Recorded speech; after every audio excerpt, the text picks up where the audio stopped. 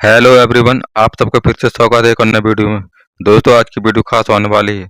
आज की इस वीडियो में हम बात करेंगे पुलिस कर्मियों के बारे में, जिसमें डिमोशन पुलिस कर्मियों के डिमोशन के बारे में बात करने वाले हैं। तो चलिए दोस्तों, बिना देरी के वीडियो को स्टार्ट करते हैं। यहाँ पर देखिए, 15,000 पुलिस कर्मियों पर डिमोशन का खतरा। कार्यवाहक प्रभार लेकर मूल पद पर भेजा जाएगा। पांडुर्गा में ऐसे 32 हेड कांस्टेबल वापस आरक्षक बने। 32 हेड कांस्टेबल आरक्षक बने। मध्य प्रदेश पुलिस विभाग में पिछले करीब 5 वर्ष से कार्यवाहक पदोन्नति के आधार पर उच्च पदों पर काम कर रहे करीब 15,000 पुलिस अधिकारी और कर्मचारियों के सामने अब मूल पद पर लौटने का खतरा खड़ा हो गया है। राज्य सरकार ने मध्य प्रदेश पदोन्नति नियम 2025 से लागू कर दिए हैं। इसके बाद पुलिस विभाग में नियमित विभागीय पदोन्नति समिति डीपीसी की प्रक्रिया शुरू हो गई है। तय मानकों पर खरे नहीं उतरने वाले अधिकारी और कर्मचारियों से कार्यवाहक प्रभार वापस लेकर उनके मूल पद पर भेजा जाएगा। प्रदेश में वर्ष 2016 से नियमित पदोन्नति लंबे समय तक रुकी रही। इसी वजह से वर्ष 2021 से बड़ी संख्या में पुलिस अधिकारी और कर्मचारियों को कार्यवाहक पदोन्नति देकर उच्च पदों की जिम्मेदारी सौंपी गई थी। अब नए नियम लागू होने के बाद इन सभी मामलों की समीक्षा की जा रही है। इससे विभाग में चिंता और असमंजस का माहौल है। मध्य प्रदेश पुलिस में असमंजस का माहौल है। तो यहाँ पर देखिए, मध्य प्रदेश पदोन्नति नियम 2025 का गजट नोटिफिकेशन। पांडुर्गा से हुई पहली बड़ी कार्रवाई की शुरुआत। कार्यवाहक पदोन्नति वापस लेने की पहली बड़ी कार्रवाई पांडुगी जिले में हुई है।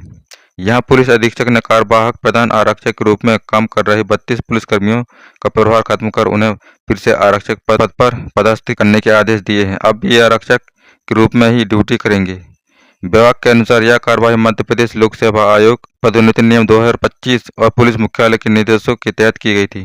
मध्य प्रदेश में अनुमानित पुलिसकर्मी 64,648 पद निकाले गए हैं, जो कि आरक्षक के हैं। आरक्षक की बात करें तो 64,648 पद हैं। प्रधान आरक्षक की बात करें तो 17,360 पद। सहायक उप निरीक्षक की बात करें तो 5,298 पद। इस प्रकार से उप निरीक्षक की बात करें तो 4,298 पद। निरीक्षक टीआई की बात करें तो 1,409 पद। कुल मिलाकर यदि कुल वैकेंसी की बात करें तो कुल पद हैं यहाँ पर करीब 93,000 यहाँ पर आपको कुल पद देखने को मिल रहे हैं। यहाँ पर देखिए, सेवा रिकॉर्ड के आधार पर होगा फैसला। सूत्रों के मुताबिक नियमित डीपीसी से पहले हर अधिकारी और कर्मचारी के पिछले 5 वर्ष यानी कि 5 साल के सेवा रिकॉर्ड की जांच की जा रही है। इसमें सालाना गोपनीय प्रतिवेदन, एसआईआर, एसीआर, विभागीय दंड, निलंबन, अनुशासनात्मक कार्रवाई और कोर्ट में लंबित मामलों का आधार बनाया गया है। पुलिस मुख्यालय का कहना है कि जिन कर्मचारियों का रिकॉर्ड तय मानकों के अनुरूप नहीं होगा उन्हें नियमित प्रमोशन नहीं मिलेगा और उनका कार्यवाहक प्रभार भी खत्म कर दिया जाएगा। चलिए यहाँ पर देखिए, 9 साल से रुके प्रमोशन। एमपी में कर्मचारियों और अधिकारियों के प्रमोशन 9 साल से रुके हैं। प्रमोशन नहीं होने से कई विभागों में प्रभार के सहारे कामकाज चल रहे हैं। अगली जानकारी जैसे कि सबसे ज्यादा असर जल संसाधन, पीएचआई, नर्मदा घाटी विकास और नगरीय विकास विभाग पर पड़ा है। पीएचआई विभाग में कार्यालय यंत्री ईई के 127 स्वीकृत पद हैं। इनमें से सिर्फ 15 कार्यपालन यंत्री नियमित रूप से पदस्थ हैं। 112 प्रभार व्यवस्था के जरिए संचालित किए जा रहे हैं। पीएचआई विभाग में मुख्य अभियंता ईएनसी के 3 स्वीकृत पद हैं। वर्तमान में एक ईएनसी एससी और 2 एएनसी एसटी वर्ग के पदस्थ हैं। पदोन्नति नहीं होने पर एएनसी जैसे शीर्ष पद प्रभार के भरोसे चलेंगे। नई वरिष्ठता सूची बनने के बाद भी प्रमोशन नहीं हुए तो स्थिति और गंभीर हो सकती है। अधिकारियों की कमी से विभागीय कामकाज और परियोजनाओं पर असर पड़ने की आशंका है। अगली अपडेट के बारे में बात कर लेते हैं। फिलहाल 1,000 पुलिसकर्मी हो सकते हैं प्रभावित। पुलिस मुख्यालय के सूत्रों के अनुसार शुरुआती समीक्षा में करीब 1,000 अधिकारी और कर्मचारी ऐसे मिले हैं जिन पर इस प्रक्रिया का सीधा असर पड़ सकता है। अगले 4 से 5 दिनों में प्रदेश के दूसरे जिलों में भी ऐसी कार्रवाई शुरू होने की संभावना है। आगे चलकर यह 15,000 तक पहुंच सकती है। दूसरे जिलों में भी ऐसी कार्रवाई शुरू होने की संभावना है और आगे चलकर यह संख्या 15,000 तक पहुंच सकती है।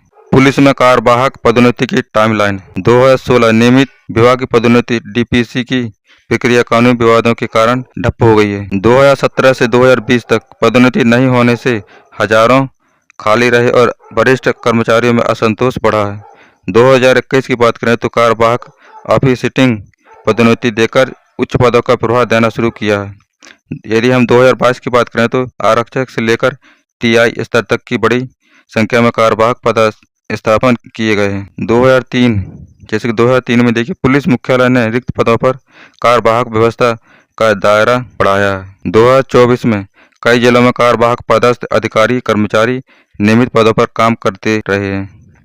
2025 में मध्य प्रदेश लोक सेवा पदोन्नति नियम 2025 लागू होने के बाद नियमित डीपीसी का रास्ता साफ हुआ है। चलिए अब 2026 के बारे में बात कर लेते हैं। जैसे कि 2026 में डीपीसी के साथ समीक्षा शुरू हो गई है और प्रभार वापस लेने की कार्रवाई प्रारंभ हो गई है। मूल पद पर लौटने से मनोबल और कामकाज पर असर। वर्षों से कार्यवाहक पदोन्नति के आधार पर उच्च पदों पर काम कर रहे कई पुलिसकर्मियों का कहना है कि अब मूल पद पर लौटने से उनका मनोबल और कामकाज प्रभावित होगा। वहीं विभाग का कहना है कि नियमित पदोन्नति पूरी तरह नियमों के अनुसार होगी और केवल पात्र कर्मचारी अधिकारी को ही स्थायी पदोन्नति का लाभ मिलेगा। क्या है प्रमोशन का नया फार्मूला? रिक्त पदों को वर्गों में बांटना। जितने पद खाली होंगे उन्हें SC/ST 16% से 20% और अनारक्षित हिस्सों में बांटा जाएगा। पहले SC/ST वर्ग के पद भरे जाएंगे, फिर बाकी पदों के लिए सभी दावेदारों को मौका मिलेगा। इसमें आपके लिए दो तरह की बनेगी मेरिट लिस्ट। क्लास 1 अधिकारी जैसे कि डिप्टी कलेक्टर के लिए लिस्ट मेरिट और सीनियरिटी दोनों के आधार पर बनेगी। अगली है क्लास 2 में, जैसे क्लास 2 और नीचे पदों के लिए लिस्ट सीनियरिटी के आधार पर बनाई जाएगी। ACR होगी जरूरी। प्रमोशन के लिए कर्मचारी को गोपनीय रिपोर्ट ACR कच्चा होना जरूरी है। पिछले 2 साल से कम एक रिपोर्ट आउटस्टैंडिंग होनी चाहिए। पिछले 7 साल में कम से कम 4 रिपोर्ट A+ होनी चाहिए। अगर किसी कर्मचारी की गलती से उसकी ACR नहीं बनी है तो उसका प्रमोशन नहीं होगा। अगर किसी कर्मचारी की गलती से उसकी ACR नहीं बनी है तो उसका प्रमोशन नहीं होगा। CM ने पदोन्नति की जानकारी मांगी तो एक्टिव हुए विभाग। मुख्यमंत्री डॉक्टर मोहन यादव द्वारा विभागों से पदोन्नति की जानकारी तलब किए जाने के बाद उन विभागों में भी पदोन्नति की फाइलें तेजी से आगे बढ़ने लगी हैं। जहां पहले इस प्रक्रिया को लेकर अधिकारी गंभीर नहीं थे, मुख्यमंत्री के अधीन गृह विभाग के पुलिस महकमे में भी तैयारियां तेज हो गई हैं। तो साथियों आज की वीडियो में बस इतना ही। मिलते हैं अगले नेक्स्ट वीडियो नए टॉपिक के साथ। तब तक के लिए जय हिंद, वंदे मातरम।